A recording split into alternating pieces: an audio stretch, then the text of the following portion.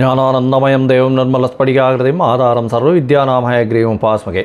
சோபகிருத வருஷம் தை மாதம் 15/1/2024 முதல் 12/2/2024 வரை உண்டான மாசத்திற்கு மேஷம் முதல் மீனம் வரை என்னென்ன பலன்கள் அப்படின்றத பார்ப்போம். கன்னி, உத்திரம், ஹஸ்தம், சித்திரை இந்த 3 நட்சத்திரம் 9 பாதங்களை கொண்ட ராசி. எடுத்த விஷயங்கள் எல்லாவற்றிலும் வெற்றி கிடைக்கக்கூடிய காலகட்டம். எதிர்பாலினத்தோர் மூலியமாக நல்ல ஒரு ஏற்றம். வெளிநாடு போகக்கூடிய பிராப்தி உண்டு. பணவரவிற்கு பஞ்சம் இருக்காது.